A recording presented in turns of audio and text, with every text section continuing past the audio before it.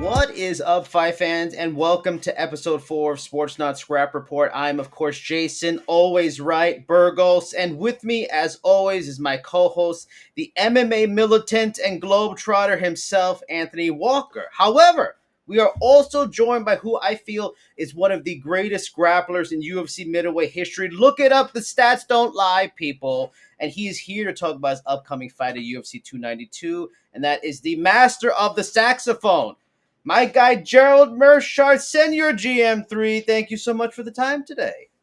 Hey, thanks for having me, guys. I appreciate it. So we have a bunch of questions. I want to jump right into it. So we talked a few times in the past before, and doing research for this chat, I noticed a very odd stat about you and your career. Now, of your 16 defeats, and let me also add to the haters out there, he's got 35 wins, so don't talk about the losses. Oddly enough, 11 of them came in the first round. 3 of those in the UFC, including, unfortunately, the last fight. But also, a lot of your wins are first-round finishes, too. What do you think is about the first round that so many of your fights have often been decided in? And has that ever been a thing during your career where it's like you've thought about it, going to a fight, like, is this all going to happen? Is there, like, an extra pressure? Is this all going to end in the next 15 seconds?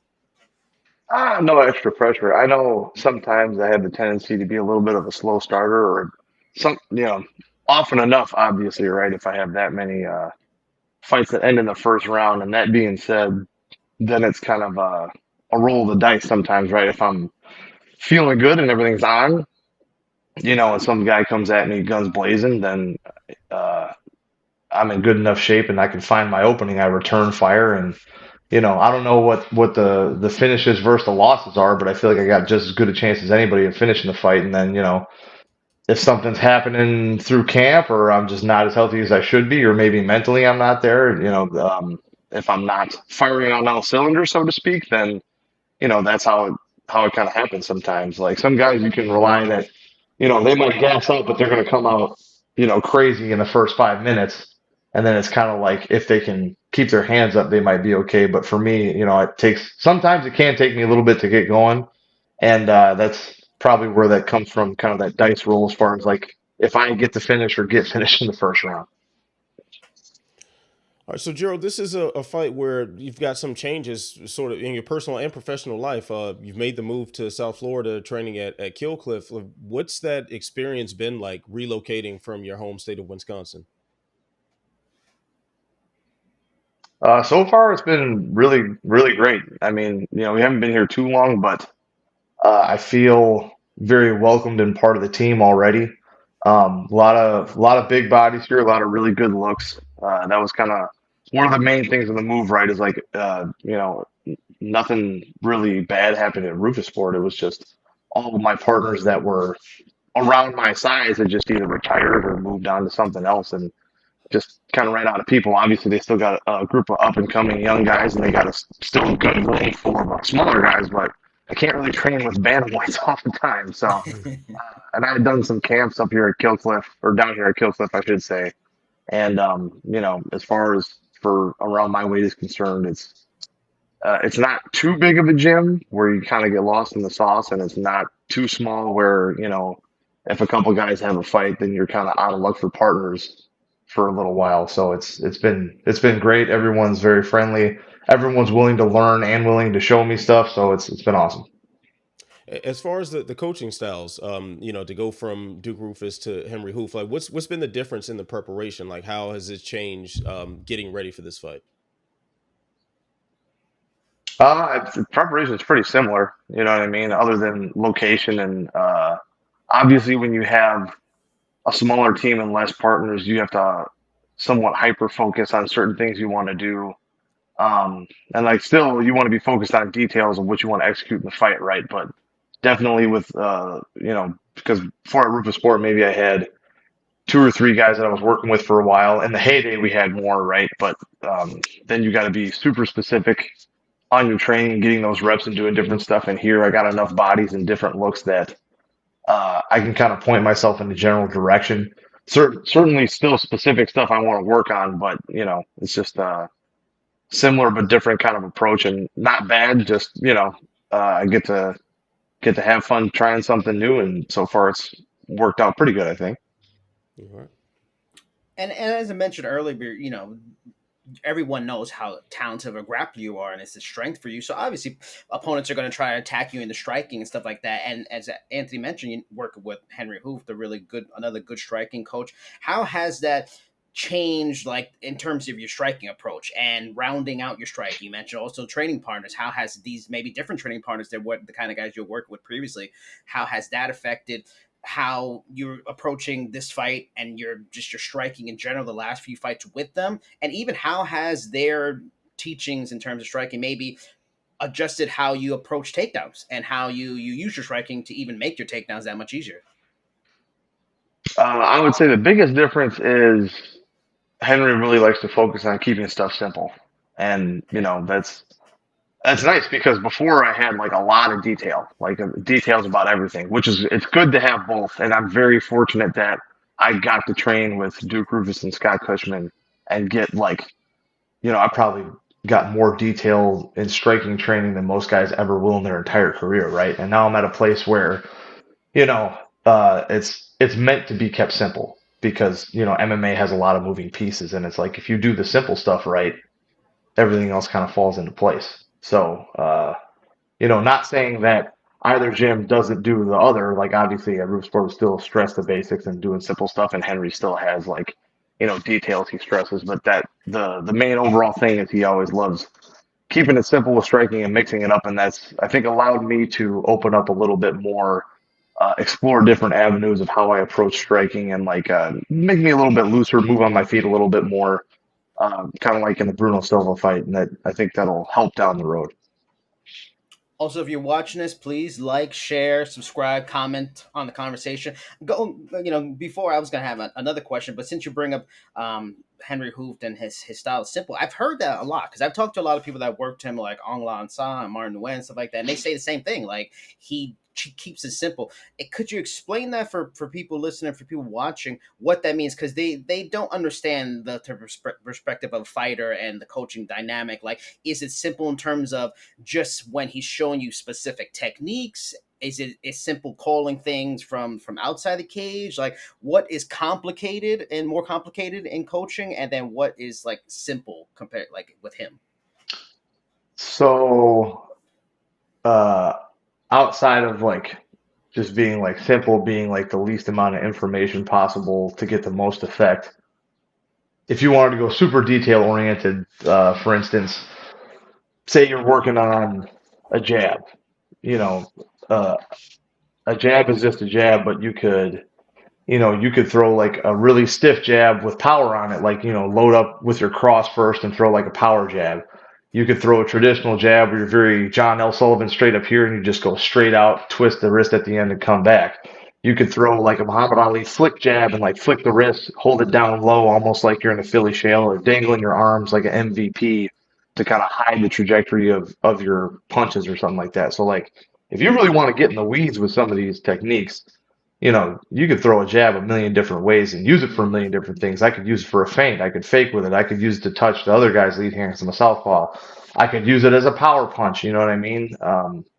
But then the simple side would be like, just throw your jab more, land your jab. Like you're, Yeah. especially for a lot of us at Killcliff, we are experienced professional fighters, and it's like if you don't know what jab to pick at this point, maybe you're at the wrong gym. You know what I mean? That's like you go back to the corner and some guys like, and you've been working on stuff for so long, you should kind of have an idea of what's going on. If they're like, what do I throw? It's like, well, Yeah. I don't know what to tell you, man. Hit him in the face. Like that's keeping it simple. It's like you make the judgment call, but I see. Okay, add a little more jabs. Maybe kick on the other side and throw them off. Maybe like it's truly very simple, but it's effective. And now again, with that, you have to have a base level of understanding of striking to begin with. But on a professional team like this, I think that's something that's definitely needed. Let me just All right. jump into So, this with this one last question before cool. Anthony takes his. Sorry, Anthony. But yeah, just throughout your UFC career, the promotion has booked you against a lot of up and coming fighters. Your last fight was against one. This upcoming fight, Andre Petroski, is the one. But even going back, like Hamza Chimaev, Deron Wynn, Trevin Giles were all kind of up and coming fighters when you fought them. There is a ton of hype around a guy like a Bo Nickel? What would like be your interest level, especially since they keep continue to give you these kind of fights when you honestly deserve established veterans too? Like, what would you be your interest if you can win this fight, taking on someone like him to kind of get that spotlight, steal that spotlight, steal that momentum, and get the kind of spotlight fight that you probably deserved a long time ago? Honestly, I wouldn't be. I shouldn't say I wouldn't be interested at all. I wouldn't really want to fight Bo Nickel right now for a couple reasons.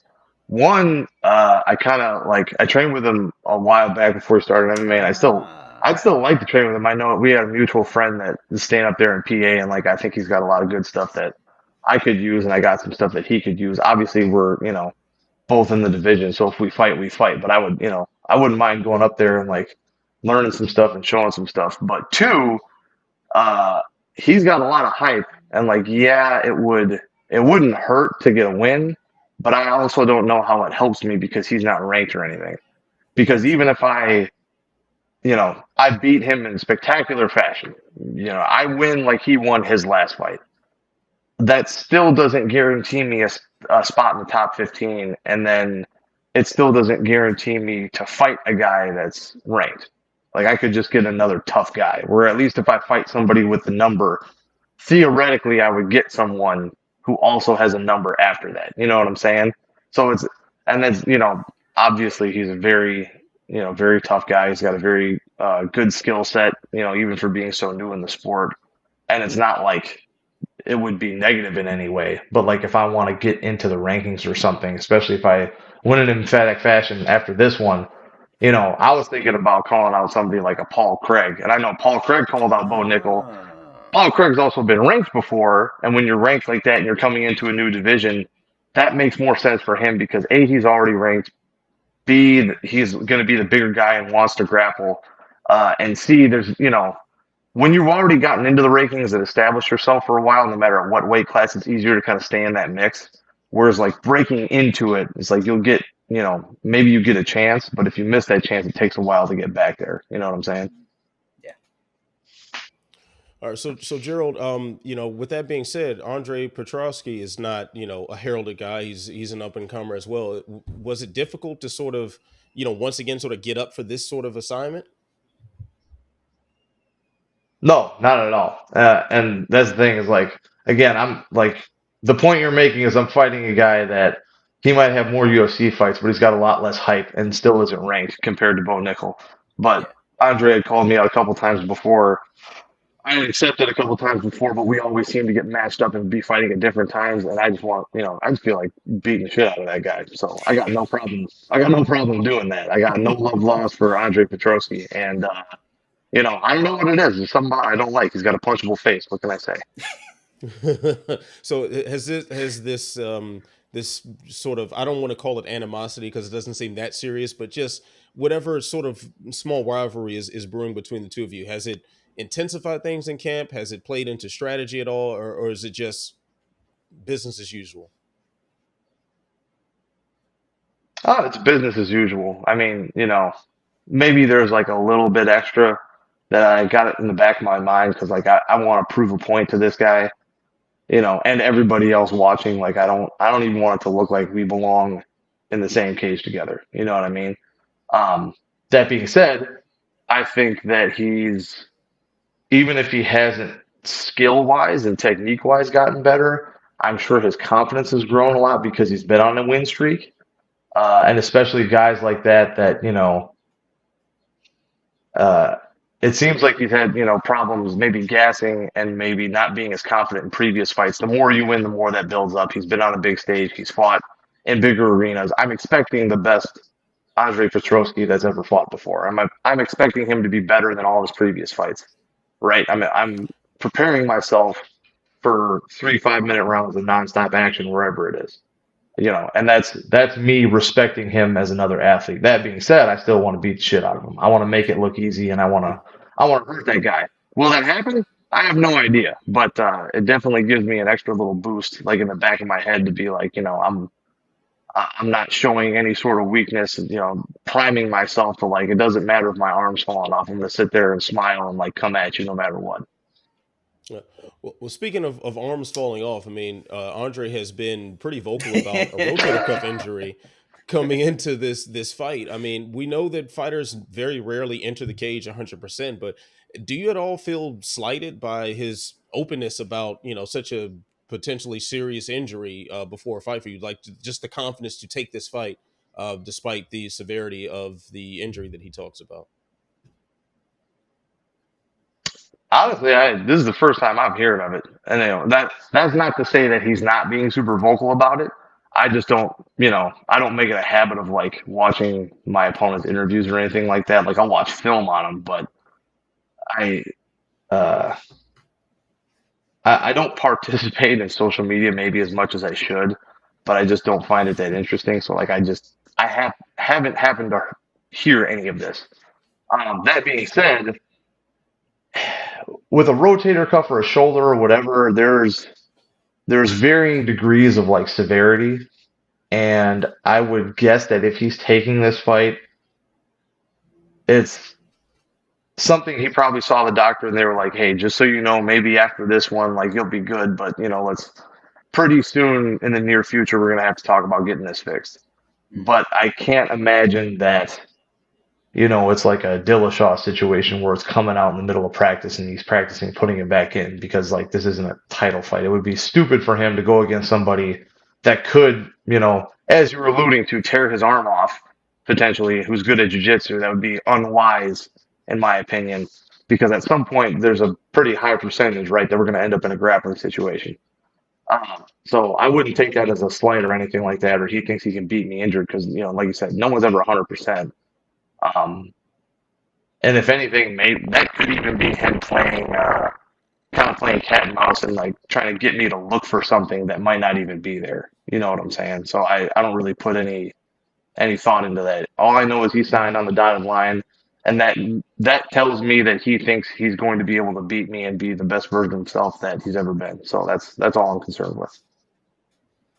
And I have to say, it really is a loss for social media that you aren't interested because GM3 saxophone player closer to the pandemic, man, that was hot fire. Speaking of hot fire, please, if you like the show, please like, share, subscribe, comment on what your thoughts. If you've watched Gerald play saxophone, please let us know. My final question is, like I said previously, hell of a grappler, 27 career submissions. If it was easy, everyone would be pulling off arms, but it's not. Top five or top 10 lists are like a common question in sports and for athletes and stuff like that. So, considering your expertise in ripping off limbs, I must know who is GM3's five greatest grapplers in UFC/MMA history. Uh, it would be hard to make a greatest list, right? Because there's been a lot of guys that are really good at it. But I'll tell you who I draw inspiration from and who guys that I have watched and studied, particularly. I don't even know if I can name 10, but I'll do my best. Um, one for sure, which is going to be a more obscure one, but hardcore fans are going to know this, is a guy named Rumina Sato, and he fought in the Japanese circuit for a very long time. His nickname was the Moon Wolf. If you go and look him up on YouTube, he was like a guy that was doing, flying arm bars like in the opening stanza of a fight and catching guys, and he was really good with like he was doing like Danaher style. Well, maybe not Danaher style, but he was doing a lot of leg locks where a lot of guys, it seems to be like it's a brand new thing in MMA, but you look at, especially in Japan, he would do a thing over there called combat wrestling, and there's a lot of videos of him doing that too, where it's like you could pin them or submit them. So Man. he was very well versed in arm locks, chokes, lower body submissions, all kinds of stuff, and I watched him a lot coming up just to see different ways of moving and like because it's something I hadn't really seen that much. We had like Ken Shamrock and stuff in the UFC, and that was like pretty basic heel hooks and ankle locks. And not to dismiss that, but it was just a more complete grappler as far as mixed martial arts goes. I steal a lot of stuff from Damian Maya, like a lot. I want a lot of what he does, and I try to take and like modify for myself a lot of his game. So, and actually, it was kind of cool. I cornered against him once with Ben, and I did a lot of coaching with Bilal. I made that funny video when Bilal was like, I didn't work with any black belts. And he was working with me and like two other guys that were black belts. And I was like, for real, dude? Like, that was when he was on Joe Rogan. He's like, I just got lost in the sauce. And I was like, I get it. But I worked with Bilal a lot to help game plan for the Maya fight.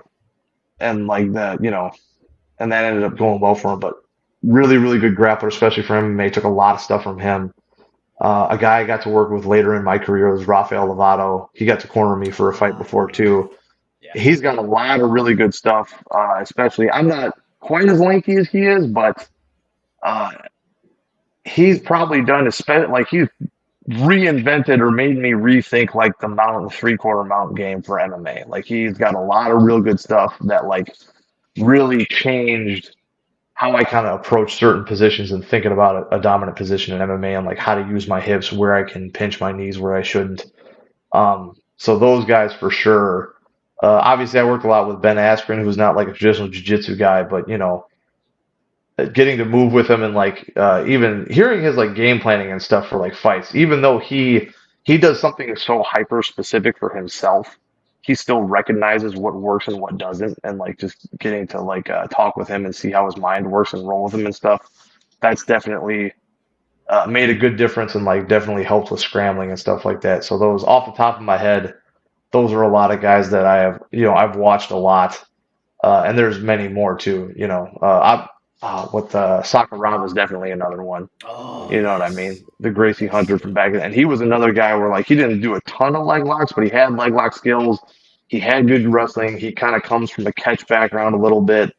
Um, Josh Barnett is another guy that I've watched a lot that comes from that catch wrestling tradition, is like, kind of that Japanese wrestling base, like submission grappling. And those have kind of all formed at least how I think about stuff. And one guy that like isn't even in MMA, but that one of my first coaches referenced a lot, and that I got a pretty good amount of guillotines that I used to watch all the time, was Marcelo Garcia, just because he used the butterfly sweep so well and he had such a good guillotine. And it's kind of like, if you're gonna be in MMA and try to rear naked choke people, you got to have a good front choke, because at some point you're gonna get bucked off and need something in a scramble. And that was another guy that, the way he does stuff, you can use it for MMA as well, because he is famous for going against heavier guys like an ADCC and stuff like that.